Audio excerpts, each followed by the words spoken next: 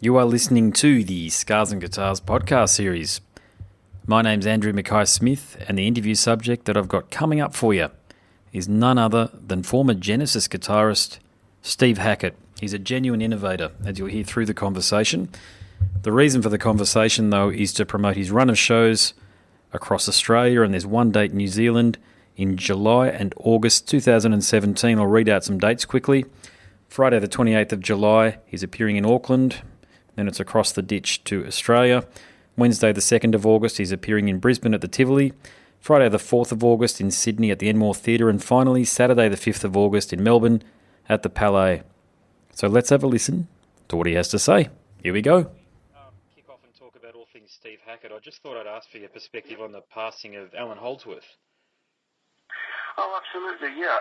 I met Alan once, knew him, admired him, his work, and thought he was a terrific guitarist.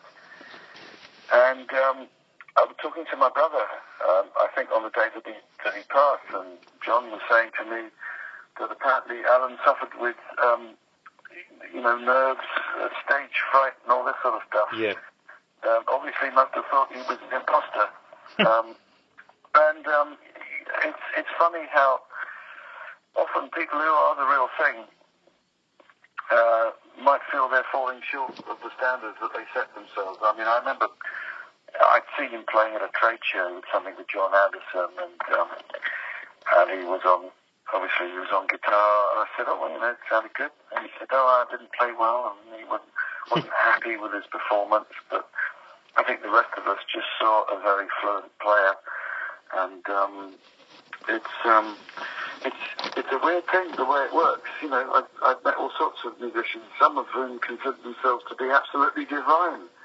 And yes. At the other end of the scale, you get someone who's as modest as Alan, who had no reason to be modest, but there you go. Yeah, there you go. No, very well put. Look, I'll start talking about yourself, of course, and congratulations on a sterling career. You are, put simply, one of the most revered and respected guitarists in the world today, and as I've already mentioned, you've been an inspiration to me as a guitarist, and I might add as a vocalist as well, because I'm also a musician. So I might... Right, interesting, good. Yeah, so I might ask for your take as you look back on things after. I think you've got a recorded career that spans almost 50 years at this point. Yeah, it goes back to 1970, actually. I think the first album I made was with Quiet World, just before Genesis. Yes.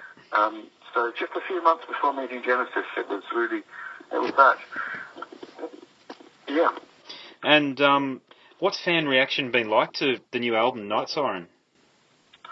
It's been very good. Fan reaction has been very good, and the response of media has been very good, and it's also charted in 3 territories. Wonderful. Which is nice, and there might be some more if I knew about it. But in England, Germany, and in Italy, yeah, it's done very well indeed. In fact, in its first week, it almost outsold the previous album. So just in the first week, what with pre-orders and people picking up on it. So response has been very good. It's let me be completely candid. It went to number 22 in the German charts, 28 in the British charts, and I think 33 in the Italian charts. So I think those were the highest chart positions. And it's funny how all that works after all these years, and then consider that you're up against so many more acts than there were when I first started releasing albums, and just like policemen, they're getting younger all the time. So do fans purchase your music digitally, do you think, or are they still going for the hard copy, the CD, and if that's available? I think I tend to sell more physical product. It's probably somewhere between CD and DVD, and I should say Blu-ray, where the surround version of it lies, and it tends to be, I think it must be a generational thing, it tends to be more 90% physical, 10% download, but then, there are people who keep writing in, congratulating me on the fact that they've managed to illegally download my album. Well, thanks Thanks very much. It'd be nice if you... Yeah, at least turn up to the show and buy a T-shirt. Yeah. But hey, are we doing albums in order to advertise touring, or is it the other way around? Yeah. Obviously, the emphasis has changed in recent years, but I still believe in albums. I could be saying this to some people saying, you still believe in fairies? Yes, I still believe in albums. Just like fairies, they've been marginalised and they've received too much bad publicity. But I believe in the fight back of audio, and I think you just have to make as good an album as you possibly can, and it doesn't have to be regarded as disposable. It's all a question of attitude, isn't it? If you prize something, it's like, what's a diamond? It's something you found in the ground, or is it something that you cherish and is eternal? So I do write to my mates from time to time, and like Jack Bruce when I first said he was ill, and I said that I considered that his work was eternal. And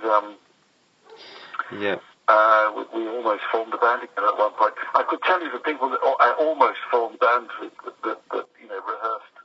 Go ahead, that'd be interesting. Yeah, I knew about Jack Bruce, but tell me... There are quite a few. Most of them, posthumous now. I think so. Never ever call up Steve Hackett and say, would you like to form a band? Because it's really, a short route to the cemetery. I realise that they'll be falling over soon. Yeah. I've lost so many recently, so many pals, and it's not funny anymore. But hey, I'm taking the vitamins every day just in case. Speaking of musical idols and geniuses that have passed again, do you have a relationship with Bowie?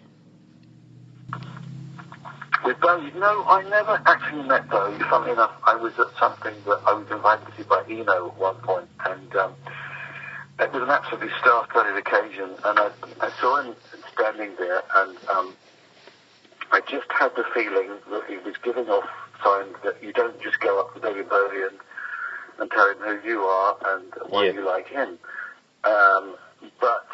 So yes, it came close, but had a mate wandered by and said, "Oh, have you met David?" I said, "Yeah, nice to meet you." There you go.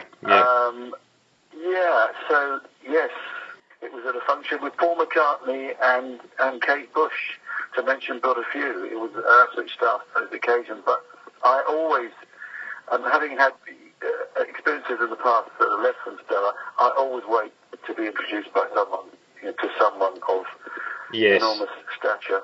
Yeah, gotcha. That way. Gotcha. Have you had, so just on that note there, have you had any many unusual fan experiences? So do you get the hero worship thing from some fans and they might take it a bit too far, or they try to get a bit too involved in you personally? Well, I think if we do, it's because, my wife and I, for the past 10 years, we've had a kind of open door policy. It's meant that it's increased the fan base because we don't really distinction between friends and fans, but we do have to draw the line somewhere. Yeah. It's like, well, I've got 10 minutes to get on stage, therefore I can't continue talking to you. Yeah. I think it's about as unstarry as you can get. I figure that everyone is on an equal footing. Yeah. And I've had far more positive experiences with fans than I've had crazy. Yeah, it probably says something about the sort of people your music attracts to. I wouldn't dare to suggest, So maybe it's that. Maybe it's that. I'm always pained to explain the fact that I'm extremely human and flawed, just along with everyone else, and there's plenty of room for improvement. I've always said this, so I've never really adopted the mantle of what you're talking about.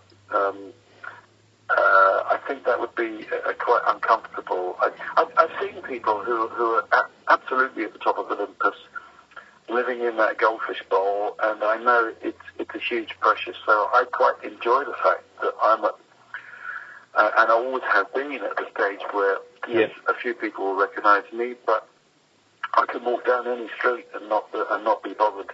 Yeah, yeah. I know John Lennon said the same thing at one point, and he was wrong, but fatally. But you're not wrong. Really Yeah. the case of if I want to travel on the tube, I can do that. On the subway, the tube. If I want to get on a bus, I can do that. But at the same time, unfortunately, I think the downside of the business is you can't just sit at home in Teddington in London and just sell records. You've got to go out there and meet people. You've got to do that, and I think people can confuse the product with the person. Yeah. And all sorts of stuff can ensue from that. But I think in the first rush of success with Genesis, it was much more a case of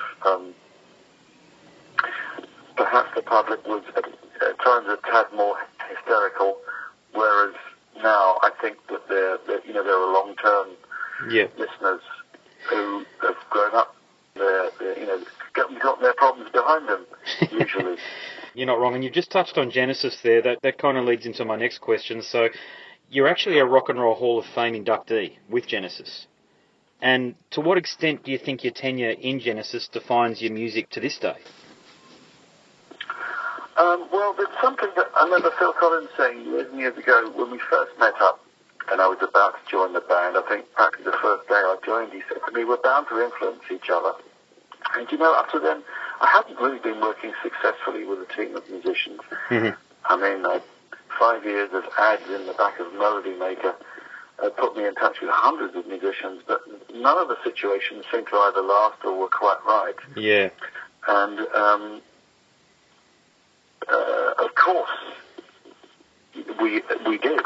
He was absolutely right. We did influence each other, and we were always trying to make it better. But I could probably define each of them, with one word and say, I would, when I write a song these days, I try to use each of the absolutes that the group brain had, each satellite, if you like, or each planet revolving around an imaginary sun looking at music. If I was to define, Tony's strength, I would say it was harmony. If it was, Mike's, it would probably be romance and something heavy as well. He liked it heavy and he liked romantic stuff, so he was a sort of walking contradiction.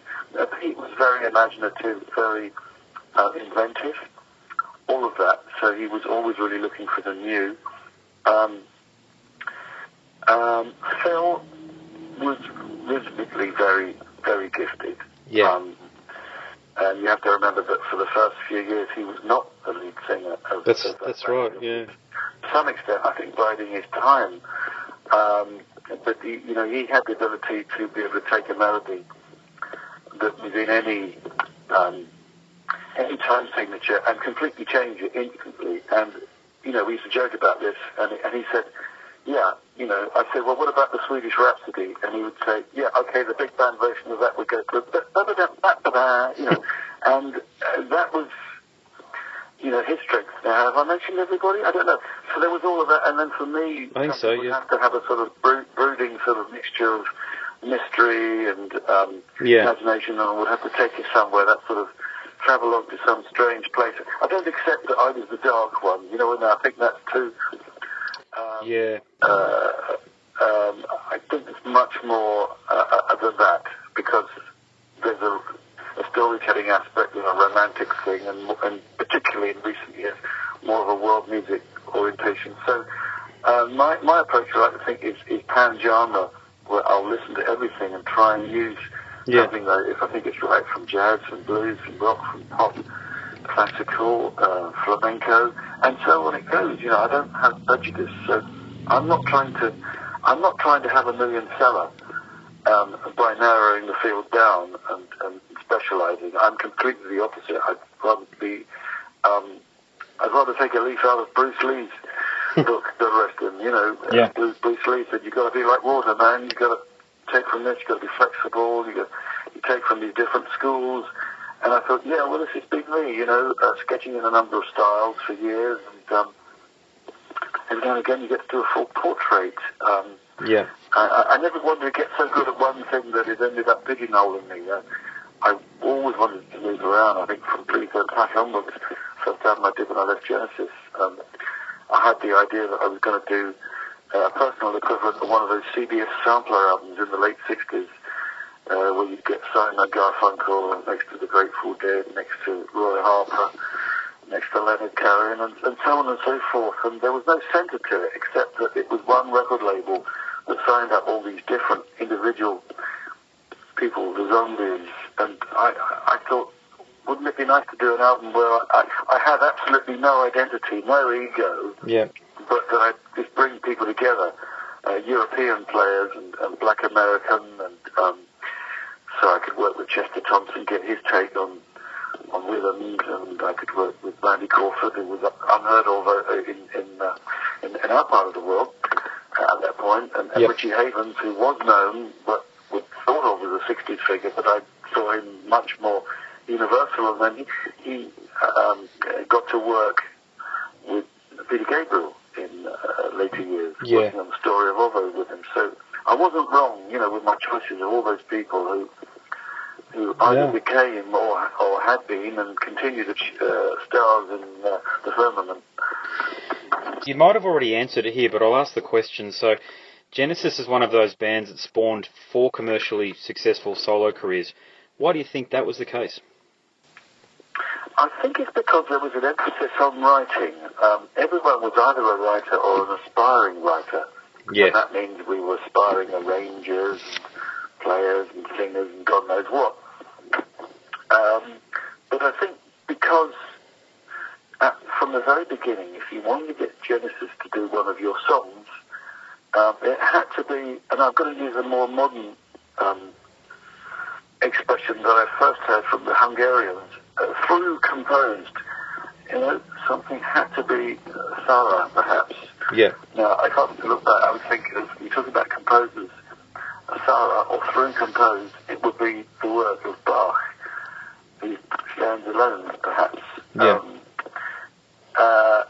For the rest of us, perhaps, it's a bit like a playwright saying, well, Shakespeare has done everything. Yeah. The rest of us are just left with a footnote or the crumbs. And you could say the same, having witnessed the rise of and been involved with Lennon McCartney. Yeah, gotcha. Yeah. Having observed that, yeah. You think, well, these guys who started out playing their own instruments and it's simple stuff, and then they've got the maturity of down tools and let other musicians take over to be able to do things that they couldn't do themselves or didn't want to do. And I guess their shoulders were broad enough. Yeah, gotcha. To not feel threatened. Yeah, it's a really good point, that one. I think that's some measure of the growth is to say that we can't do that. I think Genesis was different in that Genesis had the idea that we should all do it within the group and we shouldn't get outsiders in, which was anathema to me, because I thought, well, wouldn't it be nice if we turned into an orchestra rather than like the Beatles, once we can afford that? Why wouldn't we get in the best rather than, labour on with personal limitations? But hey, that's a whole different philosophy, and that's why I have a solo approach. Yeah, no, fair enough. Your relationship with the former members of Genesis, what's that like to this day? Well, I think because the band are very competitive, I think, we're personally always open to each other. Yeah. But I think, there's this competitive thing at the centre of it, and it all depends, what's the God you worship? Is it your chosen instrument? Is it influencing other people? Is it social comment? Is it the amount of records that you sold last week? And I know there's a different emphasis with each of the guys within Genesis. I've got a different take on this. Success for me is something quite different, I think, than the kind of success that Tony wanted. I think that, Tony's idea was, very gifted guy, but, the touch went to number one. Sure, yeah. Gotcha. For me, I've had hits, but it's not about the hits. It's about something I like to think a little more than number crunching. Yeah, I think you're an artist. Yeah. I don't need to be number one. I've always thought that there was room for improvement. I realise I can always play better. Yeah. I'll always write a better tune. There's always room for improvement. So I realise whatever it is with music that I'll be doing for the rest of my life, I've always got to adopt this master and pupil thing. Okay. The pupil in me wants to get it right. By the time I've recorded something and got it absolutely right, I'll look at it and I'll think, well, this is as close to masterful as it needs to be. Live, you take a running jump at it, but I want to be able to surprise myself too, and unless you leave room for improvisation, leave yourself room to fail. Yeah, really interesting point, that one, yeah.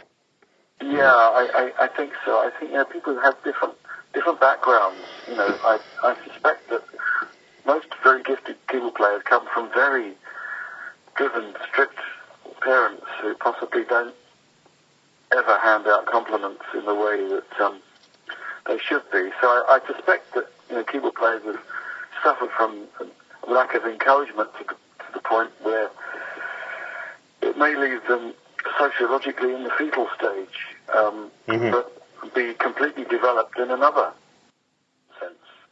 Yes, gotcha. Yeah, so they might not feel confident in expressing themselves, but from a technical standpoint, they're brilliant. Yeah, I think so. I think that and you can't argue that as far as we know, it is possible to access more harmonies in one go on keyboard than on fretboard. But on the other hand, well, one chose an instrument, it's got something else. So I'll just ask a question about your guitar playing. Sorry, I'm just mindful of time as well, so I've got two more questions. So your tone and phrasing is quite unique. I've always felt you're one of those guitarists who's very I can quickly identify that I'm listening to Steve Hackett, even if I don't know the song. And that's usually through your tone and phrasing. So how much of your sound is technique and how much of it is is gear?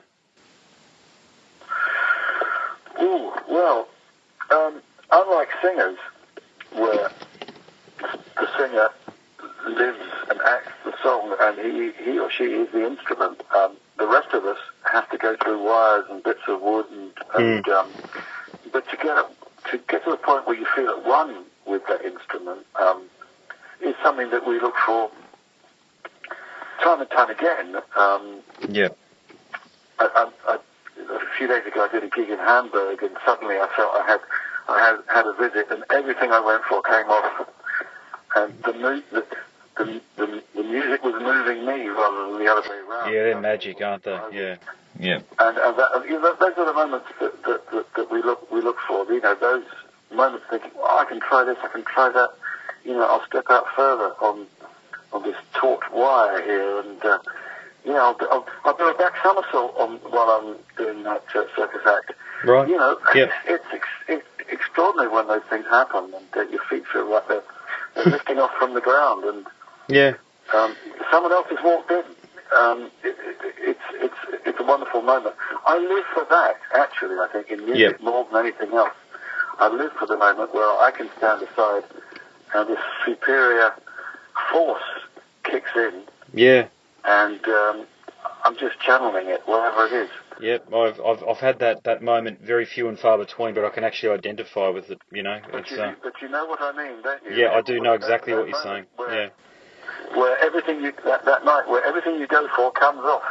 Yeah. And that's a reward. You're merely a conduit for what God wishes to express. Excuse the the metaphor, but that's what it feels like. Yeah. Something like that. So my final question for you is, what's your relationship been like with Australia over the years? Well, the thing about Australia is I've never been, and I was always hoping to visit. And my late great pal John Wetton said to me, even at the height of his fame with Asia, he said, Australia never happened for them, or not for him. Yeah. And we were both saying, yeah, well, maybe one day it will happen for us. And so I'm absolutely thrilled that it's happening. You know, it is the lost confidence. Yeah. It's never been possible. I haven't avoided it. Quite the reverse. It's just the invitations never quite come and landed on my table, although David Williams did approach one of the managers I had at one time. But, you know, that news never reached me. And yes. So I'm thrilled to be doing it, genuinely. And you know, my wife and I, we love to travel. So, of course, she wants to see all of it. And she realises that, sadly, you know, we're going to be on a work schedule, and and there isn't. We know already there isn't going to be a time to do a fraction of what she wanted to do. So it's a mere introduction, I suspect.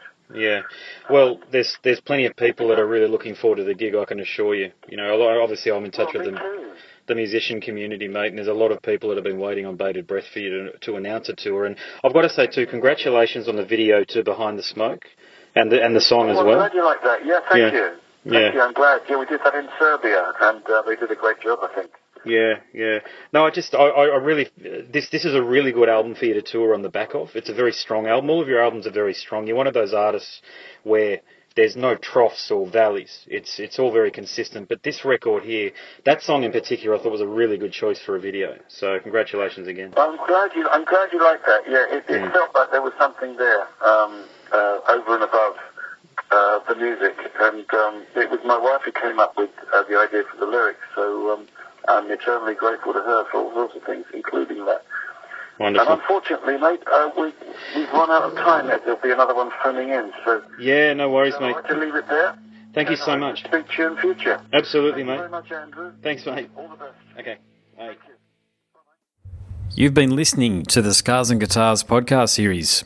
My name's Andrew Mackay-Smith, and that interview subject was Steve Hackett, the former guitarist in Genesis. Thanks so much for listening.